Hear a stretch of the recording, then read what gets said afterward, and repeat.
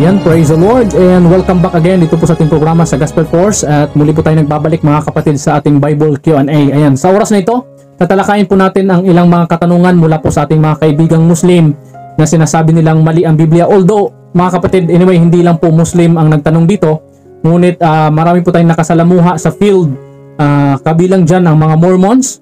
And then last 2023, tinanong ito sa atin mula po sa ating mga kaibigang sila daw ay Jewish faith na hindi naniniwala si Jesus Christ at hindi rin sila naniniwala ng New Testament dahil sabi nila maraming mga contradiction sa New Testament. Isa dito mga kapatid itong sinasabi nila sa Matthew 1 at saka Luke chapter 3. Ayan, so sa oras na ito mga kapatid, samahan niyo po ako mga kapatid para talakayin ang bagay na ito dito po sa Matthew chapter 1 at saka Luke chapter 3 na sinasabi ng iba na ito daw ay contradiction. Kasi ganito ang nakasulat mga kapatid sa Matthew chapter 1. Sinasabi doon ang tatay ni Joseph ay si Jacob at si Jacob ay nanggaling siya sa kay Solomon na anak ni David. At sa Luke chapter 3 ang nakasulat doon ay ang tatay ni Joseph ay si Heli na nanggaling naman siya kay Nathan na parihong anak ni David. Si Solomon at saka si Nathan ay parihong anak yan ni David at saka ni Bathsheba. Okay, so babasahin natin muna ang Matthew chapter 1. Gaya ng sinabi ko, hindi ko na po ito babasahin lahat. Kung mayroon po kayong Biblia, pwede nyo akong sundan mga kapatid para mabasa nyo. Pwede nyo basahin ang Matthew chapter 1 verse 1 to 16 and then Luke chapter 3 verse 23 to 38 po mga kapatid para inyo pong lubos maunawaan ang ating pinag-usapan ngayon. So sa Matthew chapter 1, sinasabi po dito, the book of generation of Jesus Christ, the son of David, the son of Abraham. And ito ay pinatutungkulan dito mga kapatid na yung lineage po ni Jesus Christ from Abraham to David and then patungo sa kanya mga kapatid, the Messiah. Okay, so sa verse 6, diretso tayo sa verse 6. Sabi dito, at naging anak ni Jesse ang haring si David at naging anak ni David si Solomon doon sa naging asawa ni Urias. Okay, sa verse 16, diretso tayo dito mga kapatid. At naging anak ni Jacob si Jose, asawa ni Maria, na siyang nanganak kay Jesus na siyang tinawag na Kristo. So malinaw, si Jacob, anak niya si Joseph, at ito ay si Joseph, asawa niya si Maria na nanganak kay Jesus Christ. Okay, dito naman tayo sa Luke chapter 3. Ang Luke chapter 3 po mga kapatid ay kabaliktaran. Dahil mula po kay Jesus Christ hanggang doon kay David, hanggang doon kay Adan po mga kapatid, Adam. So, dito sa 23, sabi dito, at si Jesus din na nagpasimula siya ay magturo ay may gulang na 30 taon na anak ayon sa sinasampantaha ni Jose. Ni Eli, ayan sa English, about 30 years of age, being as was supposed the son of Joseph, which was the son of Heli. Okay? So dito mga kapatid, i-diretso na po natin sa verse 31 para malaman natin saan ba ito nanggaling si Heli. Which was the son of Melia, which was the son of Menan, which was the son of Matata, which was the son of Nathan, which was the son of David. Kanina sa Matthew chapter 1 ay binanggit doon si Joseph, tatay niya si Jacob, and si Jacob nanggaling siya kay Solomon, and then si Solomon ay nanggaling siya kay David, anak siya ni David. Okay, dito sa Luke chapter 3, si Joseph, ang tatay niya si Heli, and then si Heli nanggaling siya kay Nathan, and then si Nathan anak siya ni David. Ibig sabihin, si Solomon at saka si Nathan, ito po ay magkapatid po mga kapatid. Doon po ang nanay nila ay si Bathsheba.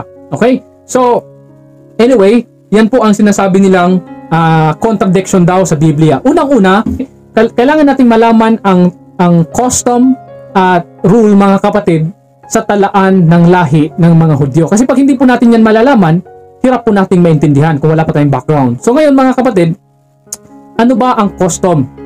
Yung sinasabi nilang contradiction daw sa Biblia, mga kapatid, kung talaan po ng lahi ng mga Hudyo ang pag-uusapan, isa po ito sa napaka-strict po mga kapatid na talagang iniingatan ng mga Hudyo na hindi po sila magkamali. Okay, kasi pag pumunta ka ngayon ng Israel, tanungin mo sila saan ka bang lahi sa 12 tribes. Alam nila mga kapatid kung saan sila nanggaling at nagsimula. Ibig sabihin, hindi po pwede magkamali ang mga Hudyo sa talaan ng kanilang lahi. Ito po ang pinaka-highlights nila mga kapatid, yung genealogy po nila.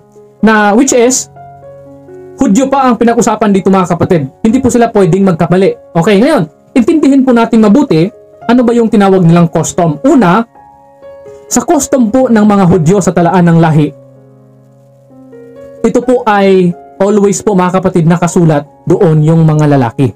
Hindi pwedeng isulat doon sa talaan ng lahi ang babae.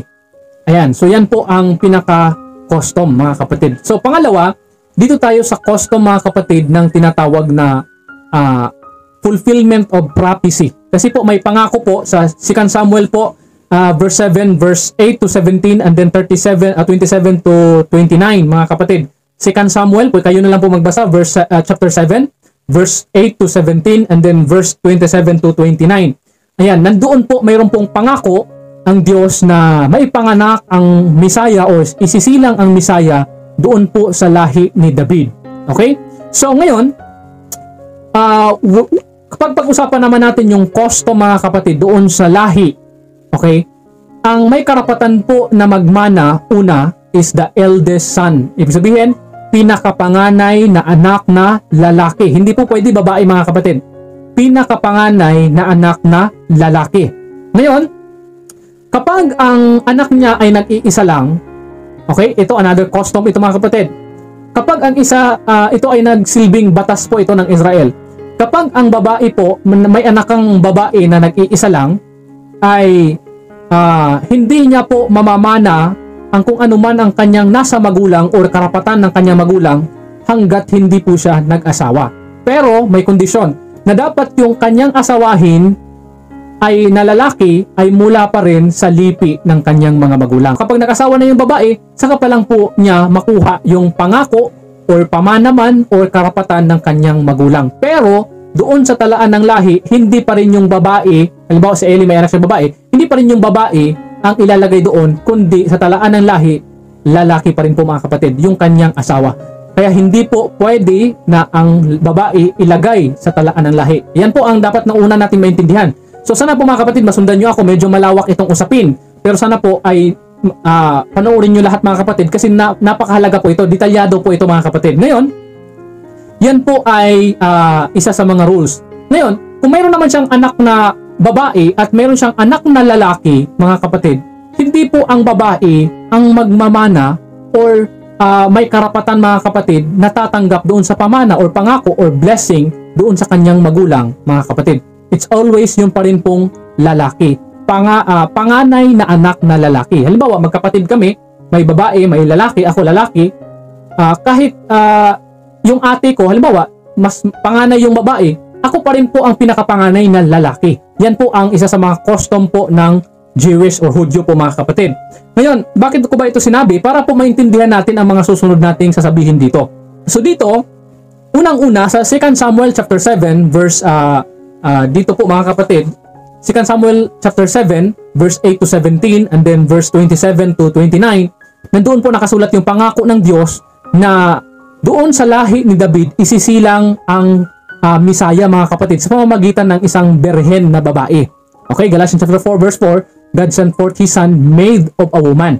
Okay, ngayon, saan ba ito manggagaling? Sabi ko nga kanina, sa custom, doon po yan matutupad sa panganay. Ibig sabihin, sino bang panganay ni David kay Bathsheba? Ngayon, ito si David at si Bathsheba, meron po silang anak. Ang unang anak po nila mga kapatid ay namatay po dahil po sa resulta ng kanilang, sabi ng Biblia, kanilang ginawa bilang kabayaran. Ngayon, ang sumunod doon mga kapatid, nagkaanak si Bathsheba at saka si David. Ang kanilang anak ay si Nathan. So si Nathan po ang nagsilbing panganay na anak ni Bathsheba at saka ni David. Ngayon, ang sumunod kay Nathan, ito pong si Solomon, which is the king mga kapatid. King Solomon po. So, yung dalawa, puro po yan anak ni David at saka ni Bathsheba. Okay, pero number 1, tatalakayin po natin dito mga kapatid, yung talaan po ng lahi patungkol po sa lalaki. Halimbawa po mga kapatid, dito po sa Matthew chapter 1, ayan, Matthew chapter 1, verse 6 po mga kapatid. Sabi po dito, at naging anak ni Jesse ang haring si David, at naging anak ni David si Solomon doon sa naging asawa ni Urias. Sino ba ito si Urias? Si Urias, siya po ang unang asawa ni Bathsheba. Ito si Urias, isa itong sundalo ni David na kung saan ipinain ni David para mamatay si Urias at para maging asawa niya, yung asawa ni Urias na si Bathsheba. Okay, ito po ang naging nanay ni Solomon at saka ni Nathan. Ngayon, dito po sa talaan ng lahi, sabi ko kanina, bawal po, hindi po pwede ibanggitin dito ang mga babae, mga kapatid. Kaya dito, At naging anak ni Jesse si Haring David. At naging anak ni David si Solomon. Ayan. At doon sa naging asawa ni Urias. Bakit si Urias ang binanggit dito, hindi si Bathsheba? Kasi po, para ma-determine dito mga kapatid, na yung asawa ni Urias ay si Bathsheba. Pero ang sinulat dito, hindi po si Bathsheba. Kasi po, talaan po ito ng lahi, which is custom na hindi pwede isulat ang babae. Hindi po babae dito mga kapatid, hindi lalaki. Kaya, kahit si Bathsheba, hindi isinulat, kundi si Urias po ang sinulat po mga kapatid. Okay, dito tayo mga kapatid sa verse 12. Okay, Matthew chapter 1, verse 12. Na sinabi dito, okay, and after they were brought to Babylon, Jeconias begat Salatiel, and Salatiel begat Jerubbaal. Okay, sinabi dito mga kapatid, si Jeconias, or sa Old Testament tinawag siyang Conias, anak niya si Salatiel, and si Salatiel, anak niya si Jerubbaal. Okay? So dito mga kapatid, sinabi directly dito na si Salatiel, anak niya si Jerubbaal. Pero sa lumang tipan, na naisulat po mga kapatid, doon po sa 1 Chronicles chapter 3, kung basahin nyo po, ang anak po ni Salatiel ay si Pedaya. At ang anak ni Pedaya ay si Jerubbaal. Ngayon, bakit sinabi ng Matthew na ang anak ni Salatiel ay si Jerubbaal? Kasi po, sa custom po ng kanilang tinawag na talaan ng lahi, halimbawa ako si Conias or Jeconiah, or halimbawa ako si Salatiel, and then may anak akong si Pedaya, tapos si Pedaya nagkaanak siya na si Jerubbaal. Ngayon, nung nagkaanak siya kay Jerubbaal, namatay si Pedaya. So that time mga kapatid, sa custom po ng mga Hudyo, ako po ang aaring anak doon kay Jerubbaal. So imbes na apo ko si Jerubbaal, sa talaan ng lahi, siya po ay aking anak sa talaan ng lahi. Okay? Kaya po mga kapatid, dito sa Matthew, ay binanggit dito si Salatiel, anak niya si Jerubbaal, which is apo niya, mga kapatid, sa tunay talaga. Ngayon, kasi hindi pwede doon, instead na ilagay yung asawa ni Pedaya, dapat siya, kasi yung ilalagay dapat Salatiel, tapos yung asawa ni Pedaya, or nanay ni Jerubbaal. Hindi kasi pwede ang babae, kaya hindi po nilagay. Kaya ako po na lolo, ako ang aaring anak doon sa aking apo. Yan po ang talaan ng lahi. At isa pa mga kapatid, custom po sa talaan ng lahi ng mga Hudyo, hindi po binabanggit dyan yung lolo, hindi binabanggit dyan yung son-in-law, hindi binabanggit dyan yung mother-in-law, hindi po mga kapatid, it's always son. Kasi aariin po yung anak. Yan po kasi ang custom ng talaan ng lahi ng mga Hudyo. Tingnan mo, although si Salatiel, hindi naman niya anak talaga Jerubbaal, pero sinabi dyan, anak niya, kasi inari niyang anak dahil namatay si Pedaya. Okay? So hindi po sinabi doon mga kapatid na apo niya. Wala po yun sa talaan ng lahi. So it's always anak po yan mga kapatid. Ngayon, yan po isa sa mga maintindihan natin sa bawal po ang tinawag na babae po sa talaan ng lahi. So ngayon, pangalawa, dito tayo sa promise ng Diyos. Ang promise ng Diyos doon po sa lahi ni David, which is doon ipanganak ang Messiah. So si David, meron siyang anak niya si Solomon at saka si Nathan. Ang naging panganay niya dahil namatay yung unang anak niya, naging panganay si Nathan. And then pangalawa, si Solomon. Ngayon, doon sa pangako, sa custom gaya ng sinabi ko kanina, doon po yan, ang tatanggap po niyan, matutupad po dyan, yun po doon sa panganay. Okay, kaya nga po si Esau at saka si Jacob, dapat sana doon kay Esau. Kasi si Esau yung panganay, pero ipinagpalit kasi ni Esau yung birthright niya, yung pagiging panganay niya sa lugaw lamang doon kay Jacob. Okay, so yan po mga kapatid. So yan po ang isa sa mga custom. Ibig sabihin, matutupad po ang pangako or promise or prophecy na may panganak ang Messiah sa isang birhen na babae doon po sa linya, sa lipi po ni Nathan, hindi po kay Solomon. Yan po ang una. So hindi pwedeng kay Solomon manggaling na lipi ang Messiah mga kapatid. Hindi po pwede. Okay, una dahil hindi siya ang panganay. Pangalawa, dito po sa lineage po ni Solomon, nagkaroon po dito ng tinawag na curse. Okay? So, na-curse po mga kapatid or sumpa. Dito po sa Jeremiah, okay, dito po sa Matthew mga kapatid, kung basahin natin, Matthew chapter 1 verse 11, ito po yung rason. And Josias begat Jeconias and his brethren about that time where they were carried away to Babylon. So napunta po sila ng Babylonia. Alam naman natin Babylonia, kalaban niya ng Israel. And after they were brought to Babylon, Jeconias begot Salatiel. So, nagkaanak si Jeconias, and then nandun si Salatiel. And then, doon na yung, ang Salatiel begot Zorobabel. So, nandoon sila Pedaya, doon na rin namatay sa Babylon. So, ngayon mga kapatid, kung titingnan po natin dito, napunta po sila sa Babylon. Ito po yung rason kung bakit isa po ito sa dahilan na hindi pwedeng manggaling kay Solomon si Jesus Christ, yung Messiah, dahil sa nagkaroon po dito ng curse. Kung basahin po natin ang Jeremiah, okay, Jeremiah chapter 22 verse 24 to 30, pero mga kapatid, kayo na lang po ang magbasa, babasahin ko na lang po ang verse 30 para maunawaan. Ang pinatutungkulan po kasi dito si Jeconias or Seconias, sila Salatiel po mga kapatid. Dito, sinabi dito sa verse 28, this is the man Konia, a despised broken idol. So, nakasama kasi sila sa Babylon. So, kaya nagkaroon ng curse. Kaya, dahil ko sa verse 30, sabi dito, ganito ang sabi ng Panginoon, isulat ninyo ang lalaking ito na walang anak. Sabi niya, isulat niyo ang mga lalaking ito na walang anak. Paano wala siyang anak? Eh, nagkaanak nga siya si Salatiel. And then, Salatiel, sabi ng Matthew, anak niya si Jerobabel. Eh, bakit sinabi dito, isulat na parang walang anak? Okay, nandito po yung rason. Sabi niya, walang anak ang lalaki na hindi giginhawa sa kanyang mga kaarawan sapagkat walang tao sa kanyang angkan nagiginhawa pa na nauupo sa luklukan ni David, hindi na magpupuno pa sa Huda. Okay? Ang prophecy mga kapatid, ang Messiah ay ipanganak sa lahi, sa tribe of Judah, okay? Doon po sa lahi ni David. So ngayon, dito po sa linya ni Solomon, na dumating dito si Jeconias na napunta sa Babylon, na curse po ito. Nasabi ng Panginoon, hindi na po siya aariing may anak. Ano bang anak na tinutukoy dito? Yung anak po na Messiah, okay, na uupo po sa luklukan ni David. Malinaw po dito na sinasabi. Hindi ibig sabihin yung natural niya anak kasi nagkaanak nga siya eh. Ang tinutukoy po dito, yung Messiah, hindi po manggagaling sa kanya. Ngayon, kung hindi manggagaling sa kanya, kay Solomon, sa ganitong kadahilanan, una, hindi siya ang panganay, pangalawa ay nagkaroon ng curse, saan manggaling? Doon po sa panganay. Sinong panganay? Ang panganay po ay si Nathan. Doon po sa kanya manggagaling. Okay? So, kaya nga po, dito sa Matthew, ito ay talagang, ito po ay lahi po ni genealogy po ni Joseph. Ito po talaga ang lineage ni Joseph. Kaya kung basahin nyo po sa Matthew chapter 1 verse 16, si Jacob, bigatin son niya si Joseph. Ibig sabihin po mga kapatid, yun pong virgin woman na nakaprophecy, dapat po siya manggaling doon po kay Nathan. Ngayon, isa sa mga custom po ng Hudyo ay hindi po maaaring yung babae ay makatanggap ng pangako kung meron siyang mga kapatid na lalaki.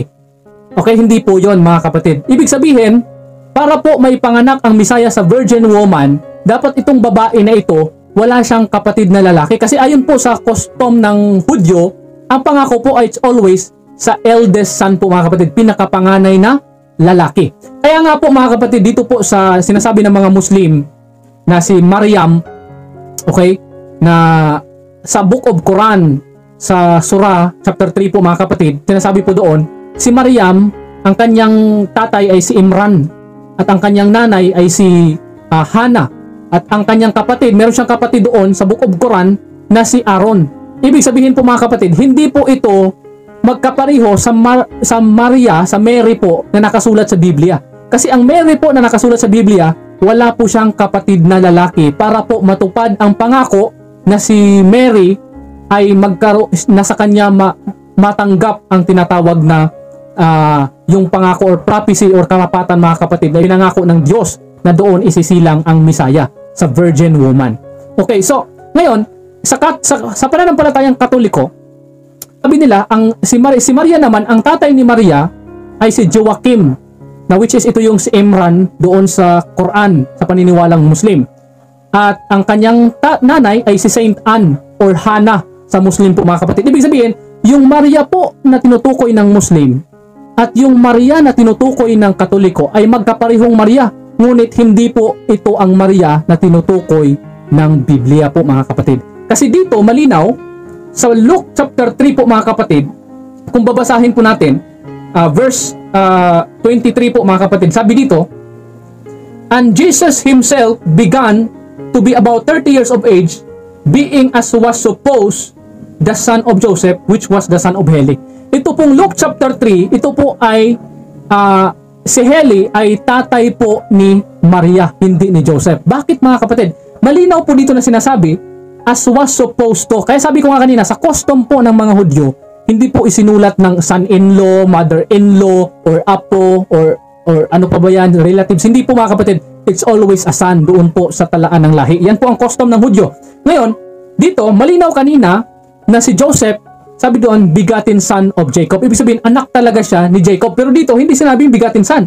Sabi dito, as was supposed to. Si Jesus din ay nagsimulang na magturo ay may gulang ng 30 taon na anak ayon sa sinasapantaha ni Jose ni Eli. Bawal po kasi dito banggitin ang son-in-law.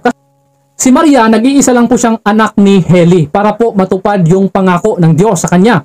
Kasi kung mayroon siyang kapatid na lalaki, hindi po siya ang tatanggap. Kaso, ang problema nito mga kapatid, ang prophecy po ay maipanganak ang Misaya sa virgin woman. Yung woman walang karapatan na tatanggap ng pangako. So paano yun mga kapatid? Paano yun mangyayari?